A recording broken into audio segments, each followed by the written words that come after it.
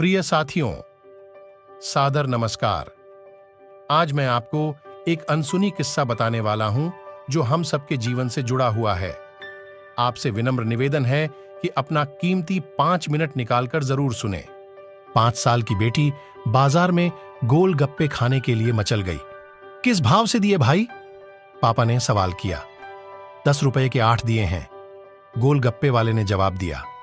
पापा को मालूम नहीं था गोलगप्पे इतने महंगे हो गए हैं। जब वे खाया करते थे तब तो 1 रुपए के 10 मिला करते थे। पापा ने जेब में हाथ डाला। 15 रुपए बचे थे। बाकी रुपए घर की जरूरत का सामान लेने में खर्च हो गए थे। उनका गांव शहर से दूर है। 10 रुपए तो बस किराए में लग जाने हैं। नहीं भाई, 5 रुपए में 10 दो तो ठीक है, वरना नहीं लेने। यह सुनकर बेटी ने मुंह फुला लिया। अरे अब चलो भी, नहीं लेने इतने महंगे। पापा के माथे पर लकीरें उभर आईं। अरे खा लेने दो ना साहब, अभी आपके घर में है तो आपसे लाड़ भी कर सकती है। कल को पराए घर चली गई तो पता नहीं ऐसे मचल पाएगी या नहीं। तब आप भी तरसोगे बिटिया की फरमाइश पूरी करने को। गोलगप्पे वाले के शब्द थे तो चुभने वाले, पर उन्हें सुनकर पापा को अपनी बड़ी बेटी की याद आ गई, जिसकी शादी उसने 3 साल पहले एक खाते पीते पढ़े लिखे परिवार में की थी। उन्होंने पहले साल से ही उसे छोटी छोटी बातों पर सताना शुरू कर दिया था। 2 साल तक वह मुट्ठी भर भर के रुपये उनके मुंह में ठूंसता रहा, पर उनका पेट बढ़ता ही चला गया। और अंत में एक दिन सीढ़ियों से गिरकर बेटी की मौत की खबर ही मायके पहुंची।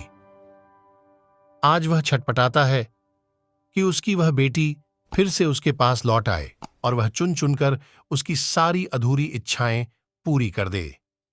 पर वह अच्छी तरह जानता है कि अब यह असंभव है। दे दूं क्या बाबूजी? गोलगप्पे वाले की आवाज से पापा की तंद्रा टूटी। रुको भाई, 2 मिनट। पापा पास ही पंसारी की दुकान थी, उस पर गए, जहां से जरूरत का सामान खरीदा था। खरीदी गई 5 किलो चीनी में से 1 किलो चीनी वापस की तो 40 रुपये जेब में भरा गए। फिर ठेले पर आकर पापा ने डबडबाई आंखें पोंछते हुए कहा, अब खिला दे भाई। हाँ, तीखा जरा कम डालना, मेरी बिटिया बहुत नाजुक है। सुनकर 5 वर्ष की गुद्धिया जैसी बेटी की आंखों में चमक आ गई और पापा का हाथ कसकर पकड़ लिया।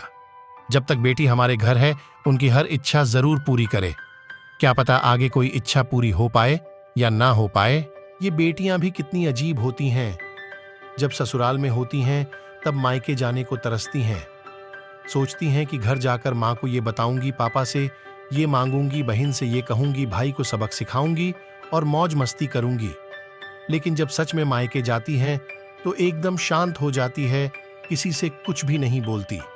बस माँ, बाप, भाई बहन से गले मिलती है। बहुत बहुत खुश होती है। भूल जाती है कुछ पल के लिए पति ससुराल, क्योंकि एक अनोखा प्यार होता है मायके में, एक अजीब कशिश होती है मायके में। ससुराल में कितना भी प्यार मिले, माँ बाप की एक मुस्कान को तरसती है ये बेटियां। ससुराल में कितना भी रोएं, पर मायके में एक भी आंसू नहीं बहाती ये बेटियां, क्योंकि बेटियों का सिर्फ एक ही आंसू माँ बाप, भाई बहन को हिला देता है, रुला देता है। कितनी अजीब है ये बेटियां, कितनी नटखट हैं ये बेटियां। भगवान की अनमोल देन हैं ये बेटियां।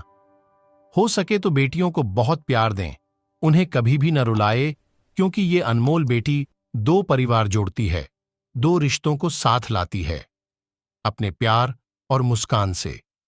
हम चाहते हैं कि सभी बेटियां खुश रहें, हमेशा, भले ही हो वो मायके में या ससुराल में।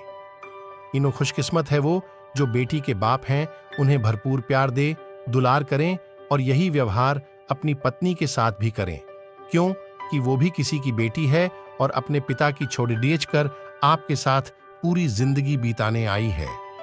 उसके पिता की सारी उम्मीदें सिर्फ और सिर्फ आपसे हैं। यदि ये वीडियो पसंद आई हो तो कृपया हमारे चैनल को लाइक और सब्सक्राइब करके हमारा मनोबल जरूर बढ़ाएं, जिससे आगे भी ऐसी ही रुचिकर वीडियो हम आपके लिए लाते रहें। धन्यवाद।